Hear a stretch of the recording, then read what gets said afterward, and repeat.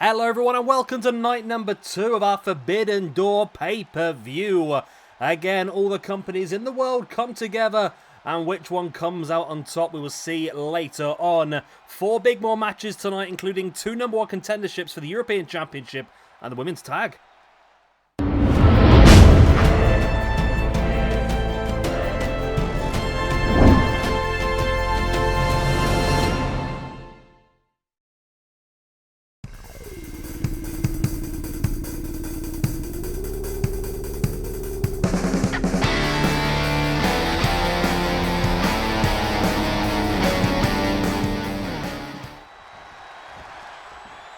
And here we go in the opening match of the evening. We have got Kenny Omega, the SWE champion, going up against Bret the Hitman Hart, who also came out with a belt. I don't think he was a champion, to be honest.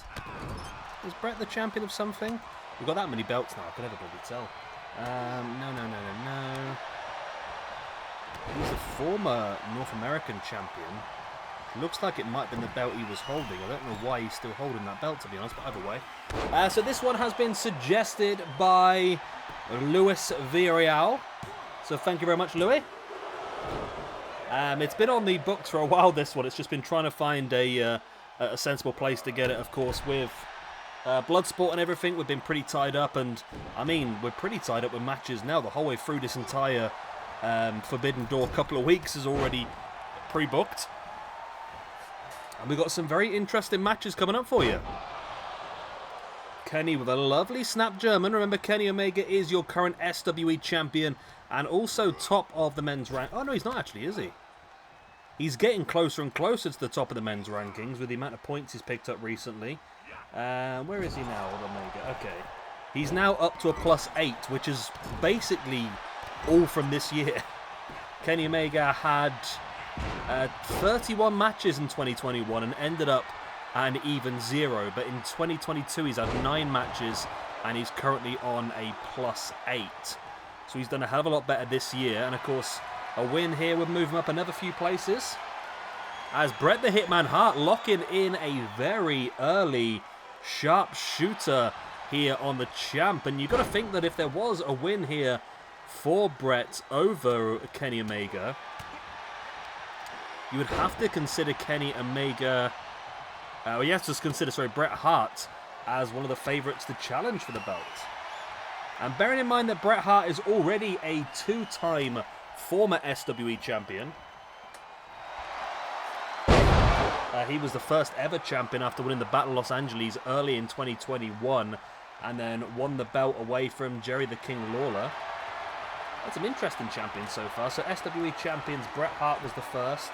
He lost it to AJ Styles, who lost it to Chris Jericho, who lost it to Zack Sabre Jr., who lost it to Jerry the King Lawler, who lost it to Bret the Hitman Hart, who lost it to Pete Dunne, who lost to Jeff Hardy, who lost to Jeff Cobb, who then lost to Matt Hardy, who lost the belt back to Jeff Cobb, who lost it to Seth Rollins, and of course now our champion, our 12th ever champion of the SWE men's division is Kenny Omega. So yeah, Bret was the first ever 2-time champion. Jeff Cobb is also a 2-time champion as well. As Kenny Omega now with Bret up on the shoulders, in with that one-winged angel. Will this be enough? It is enough for the SWE champion to get himself another point in the rankings. And that is a huge victory against the former 2-time SWE champion. Kenny Omega's great run of form continues. And Bret Hart, who is in 5th position, he was on +14, is going to lose himself a point. So Bret moves down to +15, while, of course, the SWE champion Kenny Omega moves up to a +9. Right, there we go.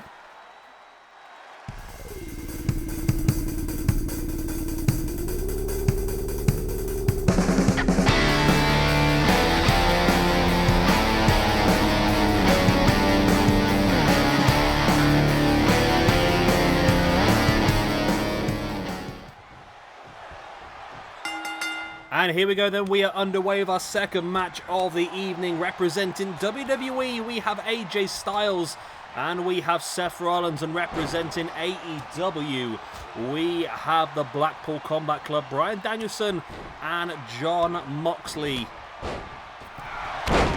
And this one should be an interesting one. It should be a pretty even match, but in fairness, but at the same time, is it going to be an even match? Because thinking about it,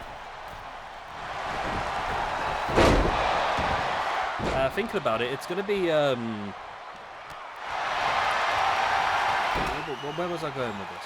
It's going to be a pretty even match, but at the same time, it's not going to be, because I think that Moxley and Danielson do have a slightly better understanding of working with each other now, as they have done several times in the past, whereas Seth Rollins and AJ Styles never really teamed together that much.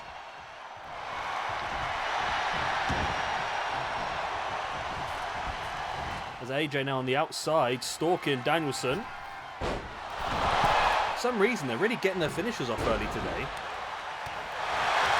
We've seen AJ Styles go for the calf crusher and the phenomenal forearm already in this match.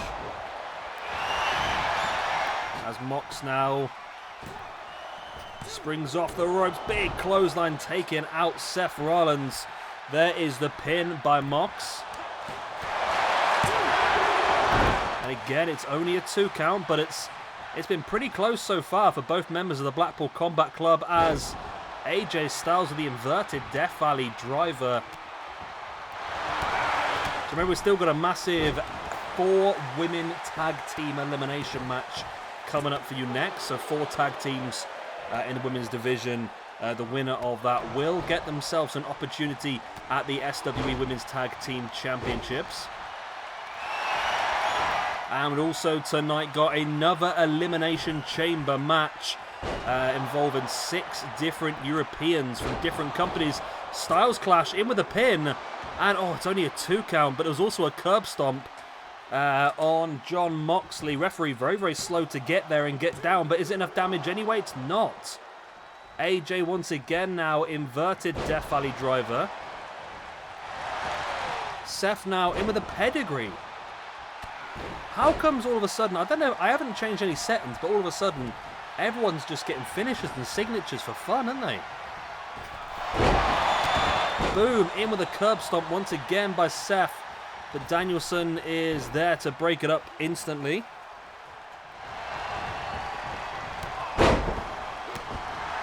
And the battle continues on at the moment. It's Team WWE who are in control. And of course, we're expecting a brand new member of the Blackpool Combat Club to be announced on tomorrow's actual pay-per-view. Any ideas who you think it's going to be? I think we've had a chat on Discord, and I think most people agree that the most likely outcome is going to be Cesaro. However, there's still an opportunity in my mind it could be Gresham. Just because of the style going up against Zack Sabre Jr., I think would be pretty cool. And there's also the chance, well, I was thinking somebody who would be really good would be Daniel Garcia, but of course he's already tied up in the Jericho thing, so he's not going to join the Blackpool Combat Club, is he? Bryan Danielson there with the Saito suplex from Seth Rollins. And Seth now with a Poison Rana on Mox. AJ with a kick right on the side of their head as Seth now in with a pedigree once again on Mox. And Danielson is able to break that pin up once again.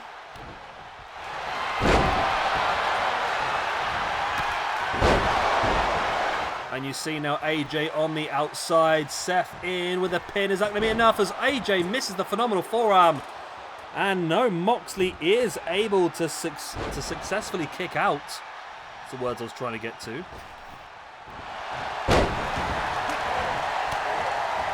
Mox now with the elbows into the gut of Seth Rollins, as once again AJ looking in for that phenomenal forearm, but there's also the paradigm shift by Mox. And both guys have pinned, but oh my god, both guys pinned, but the referee claims that AJ and Seth got their pin just a split second earlier, and they get the victory. A little bit poor there by Moxley, to be honest.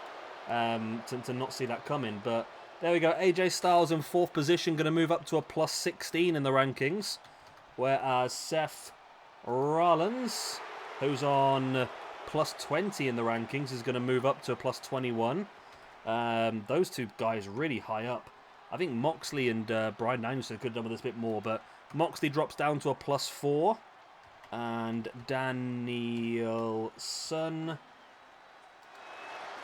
where are you? There you are. You're going to move down to a plus 8. And then over in the tag team division as well. Not Team Double Dragon. Nope. Blackpool Combat Club are going to move down to a plus 1. Right, let's move on.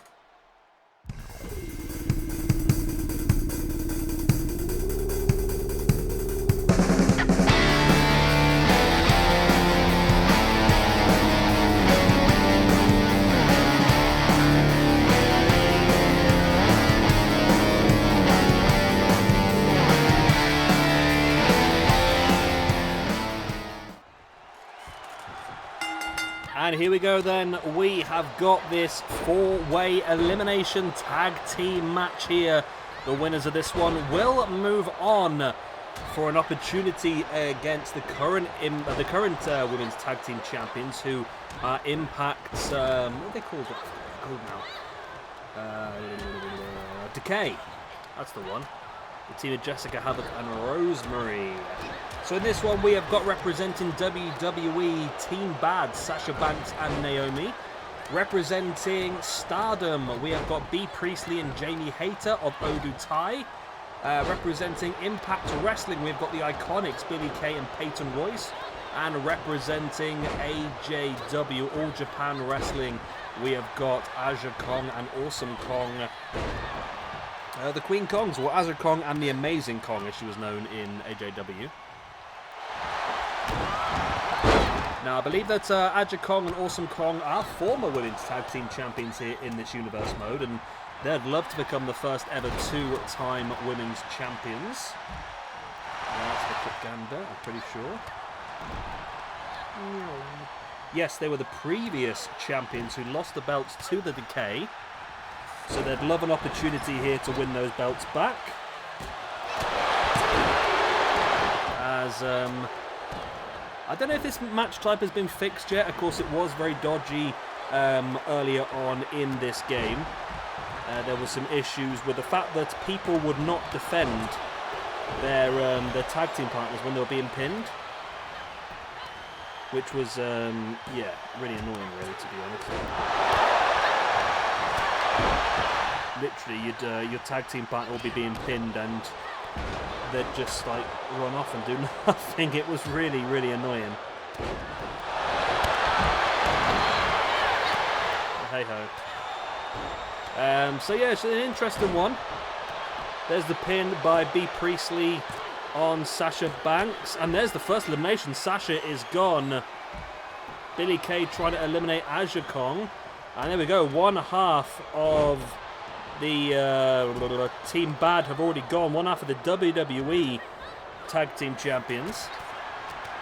Well, former WWE Women's Tag Team Champions. Of course, there's a lot of debate about what's happening at the moment with the likes of Sasha Banks.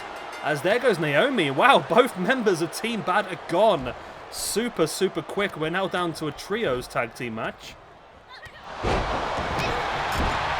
Wow, I can't believe how quick those two eliminations were for Naomi and for Sasha Banks. So both of those two, of course, will be losing points in the tag team division as well as the singles division as well. The IIconics were also... No, they haven't been, no. We're on our 4th ever women's tag team champions. The first ones were the Killer Death Machines, which was Nevaeh and Jessica Havoc. Then we had the Glamazons, Beth Phoenix and Natalya. Then the Queen Kongs, and now our current champions, the Decay, as a big takedown there, but it's a rope break. B. Priestley now with a pin on Peyton Royce. And again, I don't think people are protecting their tag team partners here, are they still?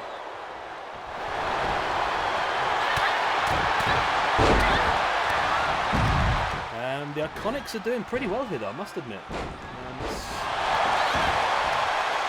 start getting some of these things done then. So Team Bad. They're bad.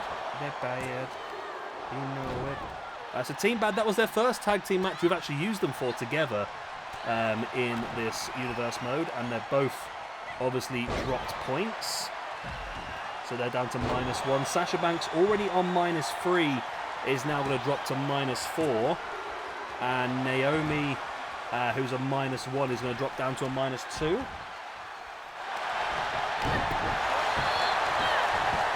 As IIconics now taking up Billie Kay with essentially a choke slam.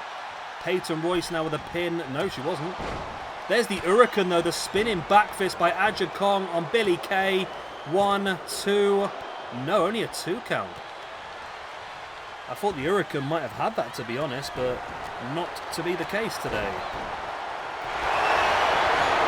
Pin here by Billie Kay on IIconics. And there goes IIconics, eliminated Jamie Hayter now with a pin on Mzkpunk. No, Mzkpunk able to survive.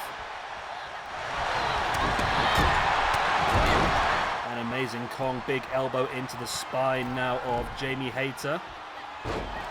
Nice, the front flatliner there by Billie Kay on Mzkpunk, but Hayter was too busy kicking away, so the pin was not able to go ahead. There is a pin, though, by Peyton Royce on B. Priestley, and B is gone. The IIconics in a very good position here now. Again, Jamie Hayter could have broke that one up, but because of the stupid game, for some reason they don't protect their tag team partners in these matches like they used to last year. I mean, how do they get that wrong? It was already in 2K19 and 2K20. How do they get that wrong? They already had the correct coding for this match type to work, and they've changed it. As Billie Kay now in with a pin on Mzkpunk, who is eliminated, and surely the IIconics are going to win this. Surely the IIconics are going to win this now. It's 2-on-1. It'll be hard not to win this at this point. So Awesome Kong is going to drop down to a +4. IIconics is going to drop down to a -2. And the Queen Kongs are going to move down to a 0 in the tag team division. And yeah, like I say, surely it's just a matter of time before this match ends with the IIconics with the victory, surely. There's no way Jamie Hayter is going to get them both, surely.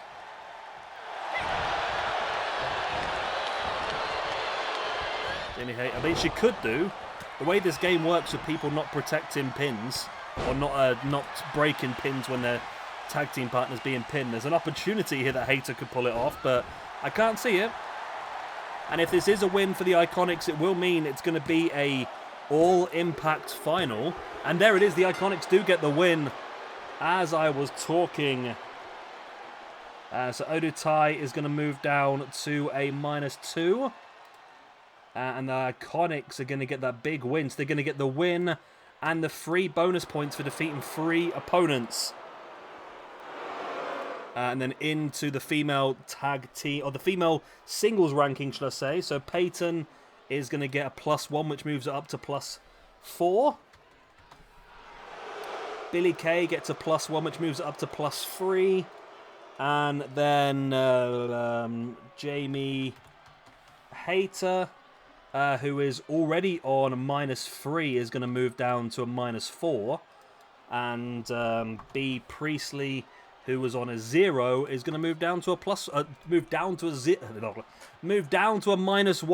We'll get there in the end. Right, it's time for our main event. It's time for the Elimination Chamber.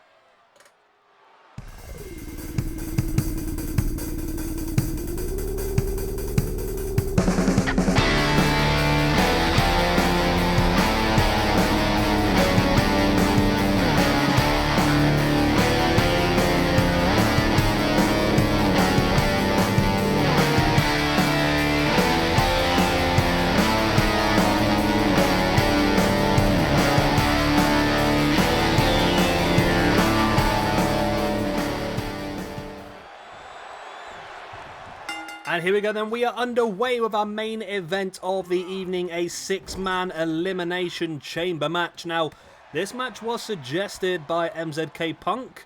However, I had to make a couple of amendments due to being able to get a couple of cores. So the original list was Drew McIntyre representing WWE, which we have. Will Ospreay representing New Japan, which we have. Miro representing AEW, which we have. Nick Aldis representing NWA, which we have in the ring right now. And then he requested Mark Haskins for Ring of Honor and El Ligero for Progress Wrestling. However, there were a version of both, but they were not very good whatsoever. So I have changed it up a little bit. I was looking for Joe Hendry, who's currently part of the Ring of Honor roster, but again, I couldn't find a very good version of him. So we've gone with Nigel McGuiness, who's a bit of a Ring of Honor legend. And of course, he is British as well. And then representing Progress Wrestling instead of El Ligero, we've gone with the current Progress Wrestling champion, who is in the pod on the top right of your screen. You're just seeing a bit of him there now, which is Cara Noir making his debut in the SWE Universe mode. Actually a pretty decent looking core as well, if you actually look up Cara Noir for Progress Wrestling on the old Google. You'll spot him, so he's making his debut here this evening. So yeah, the winner of this one will go on to Night 7 of this pay-per-view to take on Ivan Koloff for the SWE European Championship. Right, that's all the guff out the way. Let's actually get into the fun of the match now. Where is my... There we go. Boom. We are into the male singles rankings. Ready to go. Of course, these matches are a point for the winner, but also a point for all 5 eliminations as well. So 6 points up for grabs in the grand scheme of things here. As Drew McIntyre representing WWE is the third person in. So at the moment we've got NWA, Ring of Honor and WWE. And in the pods we've got Progress Wrestling, we've got AEW, and we have got the other one. Who else is in it? Oh, New Japan, isn't it? It's the Ospreay, of course it is. So, of course, the longer you stay in the pod, the better chance you have of winning, really, haven't you?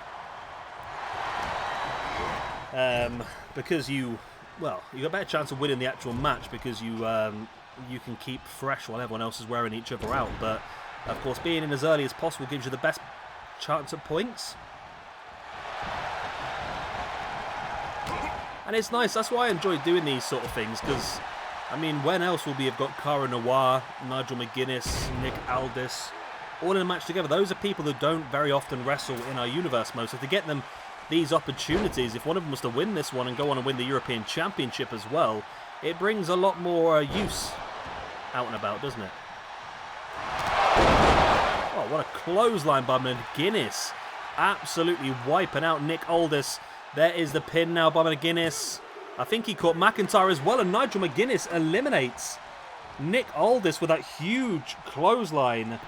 Nick Aldis is on -2 in the rankings. This loss is going to move him down to -3.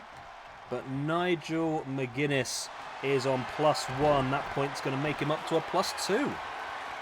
As now he locks in that Kimura lock here on McIntyre, and Nick Aldis out very early in this match. But McIntyre getting caught with an uppercut, then comes fighting back.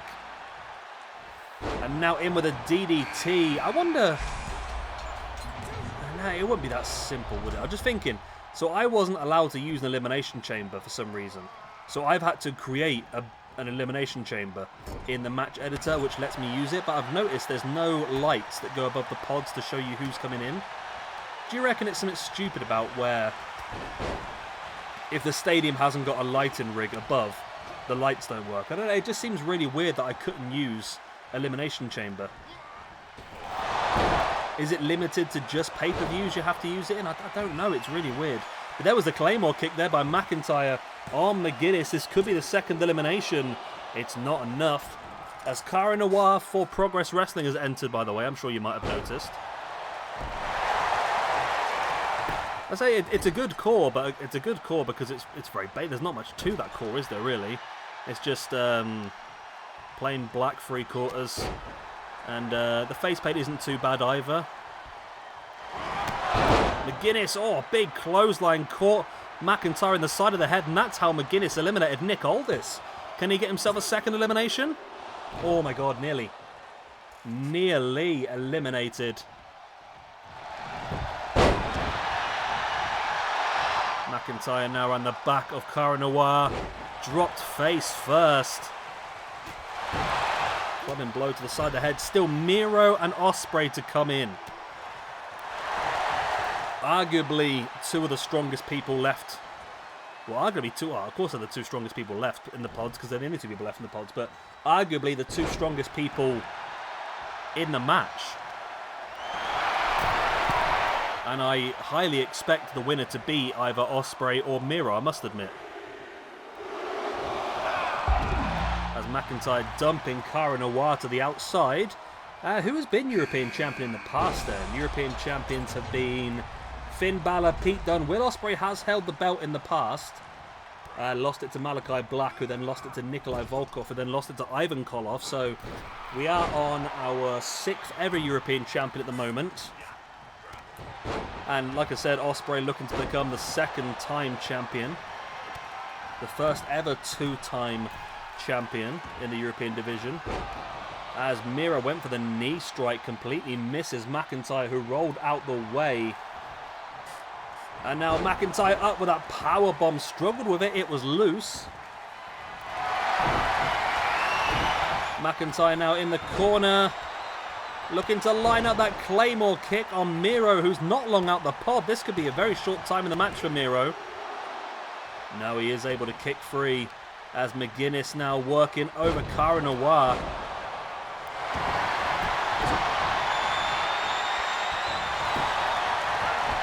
Nigel McGuiness is not letting McIntyre get any respite in this one at all. He's going after him again.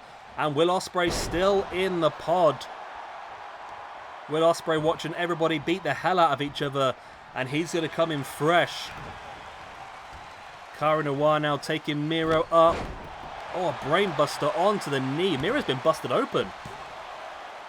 Is that going to be elimination? No, it's not. Only a 2 count.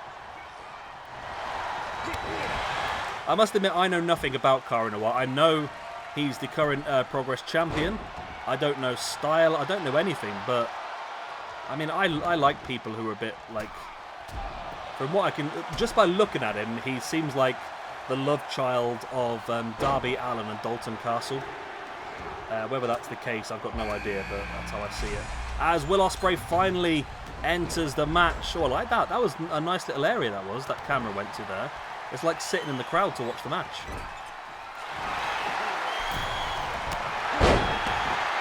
So you've got McGuiness now up in the corner with Ospreay pretty early on. McIntyre with a pin on Miro. And Miro still able to survive.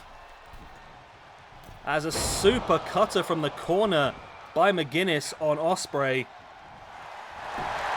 Miro, who is busted open, big power slam on Cara Noir. There's the pin. Ospreay survives a 2. And Nick Aldis got eliminated very early in this match, but apart from him, everyone else is still going strong. Miro with a match... That wasn't a match kick, was it? It was more like a leg lariat.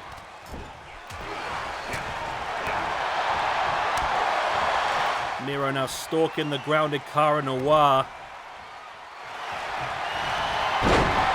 And now Miro, it's an inverted, wow. An inverted Alabama slam straight in to the game over. It's our best Miro impression. And Cara Noir is eliminated. While I give myself a sore throat shouting game over. So Miro, who's currently on +2, is going to move up to +3. And Cara Noir on his debut drops down to a -1. And now there was 4. And Nigel McGuiness, one of the 2 men to start the match, is still in this.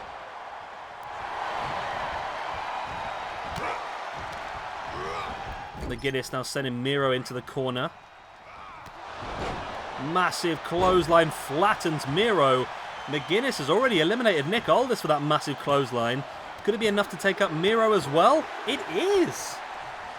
Miro is eliminated by Nigel McGuinness. He moves back down to a +2, while Nigel McGuinness, there he is going to get his second elimination and move up to a +3. Ospreay now dumping McGuinness to the outside. So 3 men left in this one now. Drew McIntyre, Will Ospreay, and Nigel McGuinness.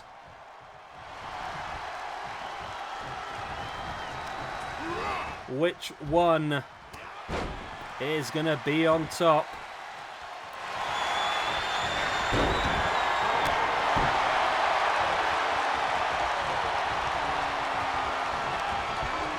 McGuinness sending McIntyre into the corner.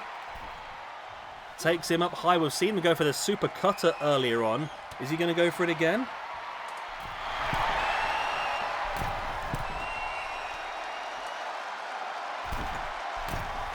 And there is the super cutter.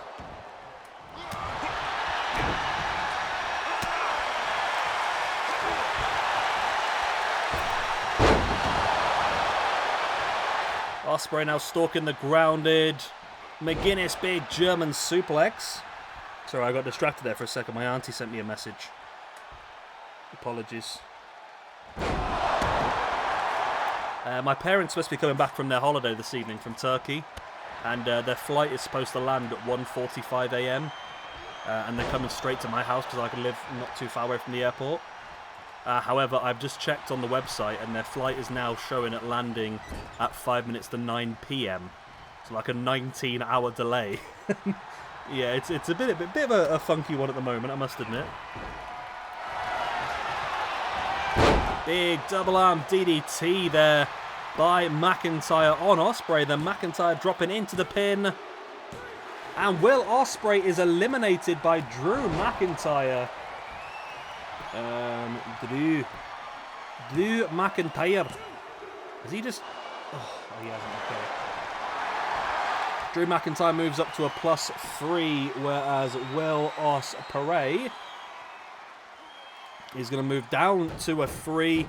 And Nigel McGuinness gets the win. Drew McIntyre loses the match. Moves back down to a +2, but Nigel McGuinness is going to get himself 3 eliminations and the win. Nigel McGuinness goes from a +1 to a +5 here this evening, but not only that, Nigel McGuinness is moving on to the European Championship match towards the end of this tournament. Well, it's not really a tournament. The end of this pay-per-view, he'll be facing off against... Let me just check. Facing off against Ivan Koloff on night number 7. Also, we know that the Decay will be defending against the IIconics. So the championship match is starting to come together now. We know it's going to be Kenny Omega versus Jay White. We know it's Ivan Koloff versus Nigel McGuinness. We know it's the Decay versus the IIconics. And tomorrow we've got Rated RKO going up against the United Empire, Jeff Cobb and the Great O'Khan for the YouTube Tag Team Championships, as you guys voted for over on YouTube. We'll also have a #1 contendership for the Hardcore Championship tomorrow with the Sandman, Zandig, Cactus Jack, Darby Allin, Rhino and Jimmy Rave. And then also tomorrow, the North American Championship #1 contendership as well.